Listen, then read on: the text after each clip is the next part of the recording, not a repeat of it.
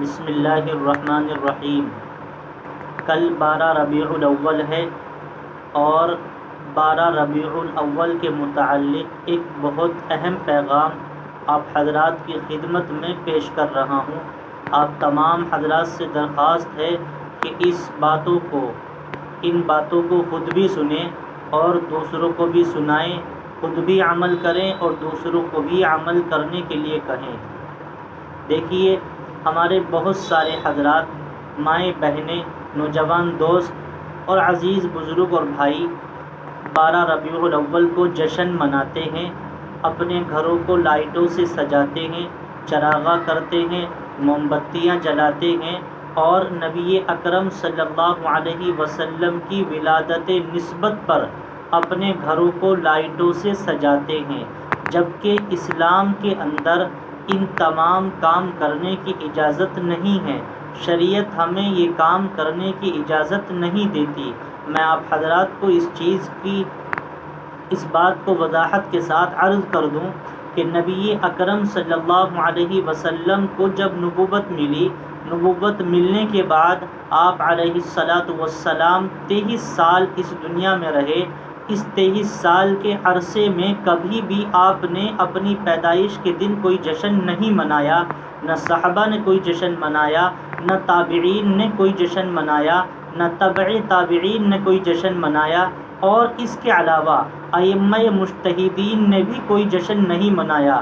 اگر کوئی جشن منانے کی اجازت ہوتی تو نبی اکرم صلی اللہ علیہ وسلم اپنی پیدائش کے دن کوئی جشن مناتے۔ جب اللہ کے نبی نے اپنی پیدائش کے دن کوئی جشن نہیں منایا تو پھر میں اور آپ کو اجازت کس نے دی ہے جشن منانے کی، موم بتیاں جلانے کی، لائٹوں سے اپنے گھر کو سجانے کی؟ اس کی قطعاً اجازت نہیں ہے۔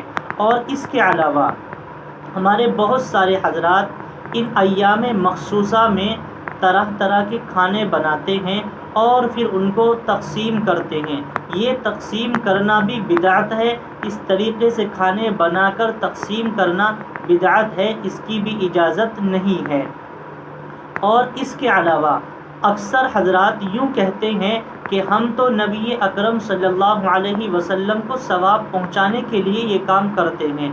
تو میں ان حضرات کو یہ بات پہنچا دوں اور اس بات کی وضاحت کر دوں کہ نبی اکرم صلی اللہ علیہ وسلم کو ثواب پہنچانے کے لیے کوئی مہینہ متعین نہیں ہے، کوئی دن متعین نہیں ہے، کوئی وقت متعین نہیں ہے۔ آپ جب چاہیں اور جس وقت چاہیں آپ اپنی حیثیت کے حساب سے جو بھی میسر ہو صدقہ کر کے ثواب پہنچا سکتے ہیں۔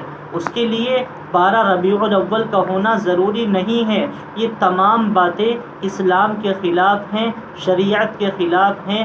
آپ تمام حضرات سے میری گزارش ہے کہ ان تمام باتوں پر عمل کریں اور برائیوں سے بچیں، بدعت سے بچیں، غلط کام کرنے سے بچیں۔